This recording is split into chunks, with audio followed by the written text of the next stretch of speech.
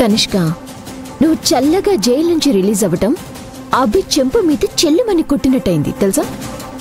తెలుసు తెలుసు, ఎంతో కష్టపడి నన్ను జైల్లో పెట్టించింది కదా.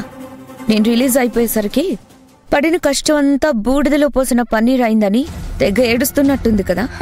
ఆవిడ గారేదో పెద్ద సూపర్ ఉమెన్ అయినట్టు ప్రతి సమస్యలోకి కాలు వేలు పెడుతుంది. ఆఖరికి ఇదిగో ఇలా కాల్చుకుంటుంది.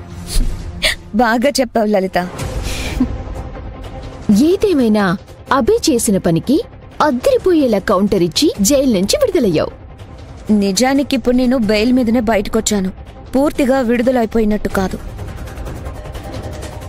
బెయిల్ మీద బయటకొచ్చినందుకే ఇంత బ్రహ్మాండంగా పార్టీ ఇస్తున్నావు. నీకలా సాగుతుంది. సంతోషం చిన్నదైనా పెద్దదైనా సెలబ్రేషన్ మాత్రం పెద్దగానే ఉండాలి లలిత, లేకపోతే జీవితం చాలా చప్పగా ఉంటుంది. నీకు చప్పగా ఎక్కడుంటుందిలే, అందరి జీవితాలు చప్పరిస్తున్నావు కదా.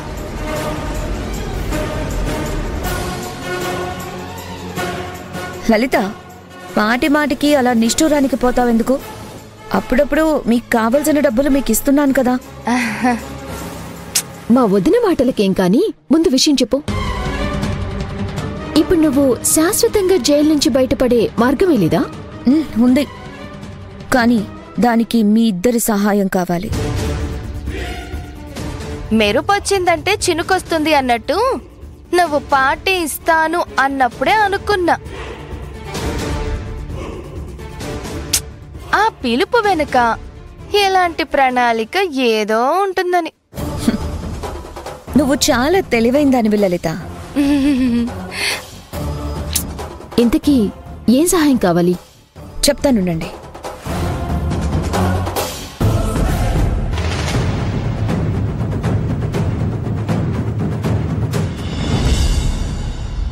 ఈ డబ్బు తీసుకోండి.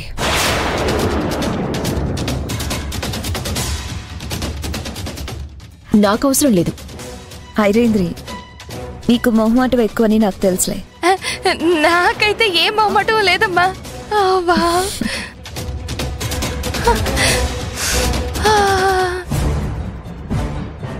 నాకెప్పటికప్పుడు సహాయం చేస్తున్నారు, సపోర్టుగా నిలబడుతున్నారు. అందుకే నేనిస్తున్న చిన్న గిఫ్ట్ ఇది. చూడు కనిష్క, నువ్వు కొట్టిన దెబ్బకి అభి అదిరిపోయింది. దెబ్బకి గడప దాటి వాకిట్లో పడింది.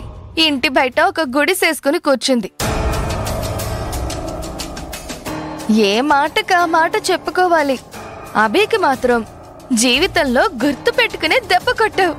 అప్పుడే ఏమైంది, ఆ గుడిసె కూడా పీకేసి ఏదో ఒక రోజు అభి రోడ్డున పడాలి.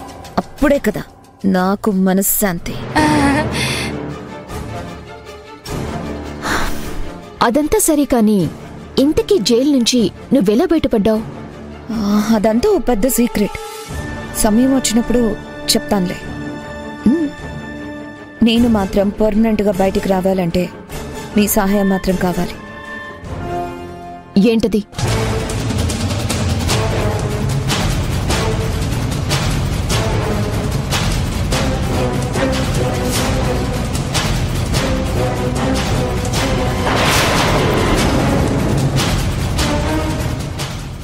డన్. నువ్వన్నట్టే జరుగుతుందిలే.